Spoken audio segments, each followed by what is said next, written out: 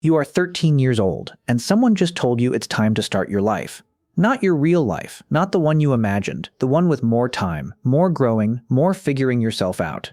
Not the version where you drift slowly into responsibility, where adulthood arrives in soft edges and gradual expectations. No, this life, the one with the baby on the way, and the hut that needs building, and the winter that doesn't care how ready you are. You've been taught that childhood is universal, that it's something built into the human experience, a protected phase, a biological pause between birth and responsibility, a time for learning, playing, failing safely. But here's what nobody tells you.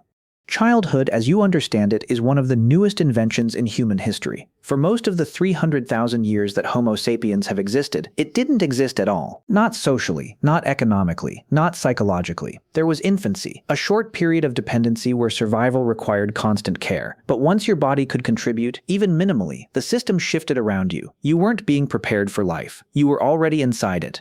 And the evidence for what replaced childhood isn't theoretical, it's physical. It's preserved in bone. Archaeologists don't reconstruct this story from myths or speculation. They reconstruct it from skeletal remains, burial goods, tooth chemistry, and the microscopic wear patterns left behind by repetitive labor. Across Neolithic sites in Europe, the Fertile Crescent, and sub-Saharan Africa, a consistent pattern emerges. Adolescence, as a protected stage, is missing. Instead, you see early integration into adult roles. You see young bodies doing adult work. And you see it starting earlier than your modern instincts are comfortable with. You are 13, maybe 12. The archaeological record doesn't always give precise birthdays, but isotope analysis does something close.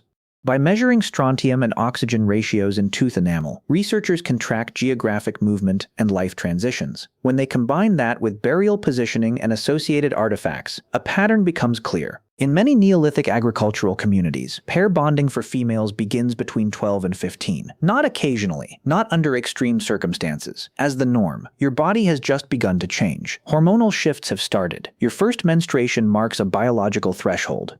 And in your community, that threshold is not interpreted as the beginning of adolescence. It is interpreted as the end of childhood, immediately. There is no buffer period, no cultural delay, no extended education phase. The shift is abrupt, and it is visible. The morning after your first menstruation, something changes in the way people look at you. It's subtle at first, but unmistakable. Conversations around you carry different weight. Instructions from older women become sharper, more urgent. They are no longer teaching you for the future. They are preparing you for now. Ethnographic parallels from societies that maintain Neolithic-adjacent lifestyles into recent centuries reinforce this pattern. Menstruation was often treated as a hard social marker, a biological signal that triggered immediate changes in expectation, status, and responsibility.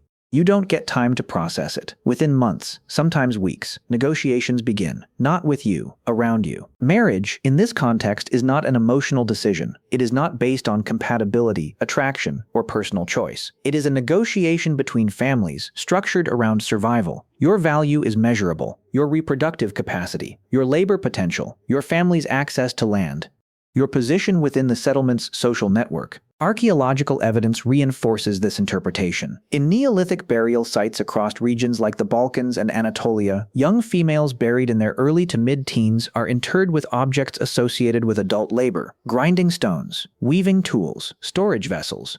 These are not symbolic placeholders. They are indicators of role. The message is consistent across thousands of years. You were already working. You were already contributing. You were already considered an adult. But the physical reality behind that transition is where the picture becomes more difficult to look at directly. At 13, your body is not finished developing. Your pelvis, in particular, has not reached full adult dimensions. Modern obstetric research, when applied to historical and prehistoric skeletal samples, shows that pelvic growth continues into the mid to late teenage years. This matters because the archaeological record doesn't just show early pair bonding, it shows early pregnancy. And the combination of those two facts creates a measurable biological cost. In multiple Neolithic burial sites, researchers have identified female skeletons with indicators of physiological stress consistent with repeated pregnancy at a young age. Bone density loss, stress fractures, nutritional deficiencies recorded in the structure of teeth and long bones. These are not isolated cases. They appear across regions, across time periods. Maternal mortality rates, by modern standards, were extremely high. Infant mortality was higher. In some reconstructed estimates, nearly half of all children did not survive to the age of 5. You don't experience this as a statistic. You experience it as repetition, as pattern. as something that shapes how you think before you have the language to describe it. You will become pregnant. You will carry children. Some will survive, some won't. And the community around you will not pause for each loss. It can't. The system doesn't allow for extended emotional collapse. Food still needs to be gathered, stored, protected. Winter still arrives on schedule. The young man you are paired with is not much older than you, 15. Maybe 16. He is not a partner in the way the modern brain defines it. He is part of a functional unit. Two people working together are more likely to survive than one. That is the foundation. Anthropological evidence consistently frames Neolithic pair bonding as an economic and survival structure first. Emotional attachment may develop over time. Proximity and shared hardship tend to produce it, but it is not the starting condition. You don't choose each other. You endure each other. And through that endurance, something resembling connection may emerge. Or it may not. Either way, survival does not depend on how you feel. It depends on what you do. You will spend years in cycles: pregnancy, labor, recovery, work, nursing. And then again, time is not segmented into school years or developmental milestones. It is segmented into seasons: planting, harvest, storage, winter. Each season has demands, and your body is expected to meet them. At the same time, something else is happening, something less visible but just as important. Your brain is adapting. The human capacity to process repeated loss without complete psychological collapse is not accidental. Researchers studying cognitive and emotional patterns in early agricultural societies suggest that a form of compartmentalized grief may have developed as an adaptive trait. You feel loss, but you cannot afford to fully inhabit it, so your mind learns to contain it, to place it somewhere that doesn't interfere with immediate survival. This is not numbness, it is control. It is a way of continuing. And that mechanism, that ability to function under sustained emotional pressure, does not disappear with modernity. It carries forward. It becomes part of the inherited architecture of the human mind. Which brings us to something unexpected. Because the archaeological record does not only show hardship, it also shows intention. Across Neolithic sites, even in communities with high mortality rates and clear signs of physical stress, you find evidence of symbolic behavior: adornment, decoration, ritual. Burials are not always minimal. They are often deliberate, carefully arranged. Bodies are positioned with attention. Objects are placed with meaning. In some adolescent burials, you find beads, pigment, carved figurines, items that do not contribute directly to survival, which means they serve another function. They mark significance. They acknowledge identity. They express something beyond utility. One burial, from a site in Châtelhauque, is often referenced for this reason. A young female, estimated to be around 14, appears to have died in or around childbirth. Her body shows signs consistent with the physical stress patterns seen elsewhere in the Neolithic record. But she was not buried anonymously. Her hands were marked with ochre. A necklace of shell beads was placed around her neck. Someone prepared her body. Someone took the time to mark her as more than a loss, more than a statistic. She was recognized, remembered. That detail matters, because it disrupts a simple narrative. These were not people existing in a constant state of emotional suppression.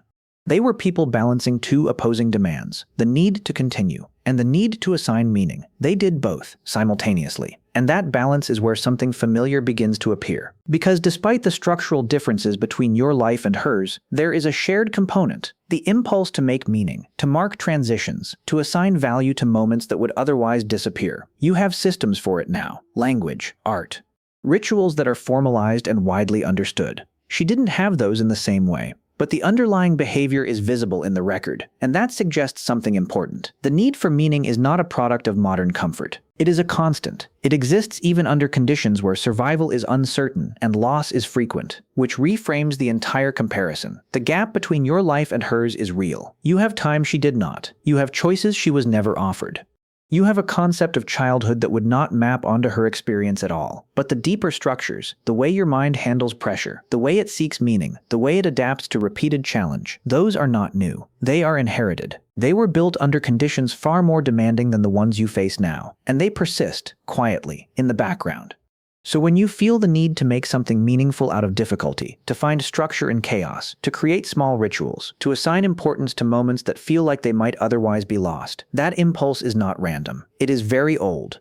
It existed in a 13-year-old girl standing at the edge of adulthood 6,000 years ago. It existed in the people who buried her. It existed in the choices they made, even when those choices were constrained by necessity. You are not living her life, but parts of the system that allowed her to survive are still active in you, not as memory, as structure. And that is the part of the story that remains, not as comfort, but as continuity. She did not have a childhood. You do. But the mind that makes use of it, that understands it, that tries to protect it, is built in part by her.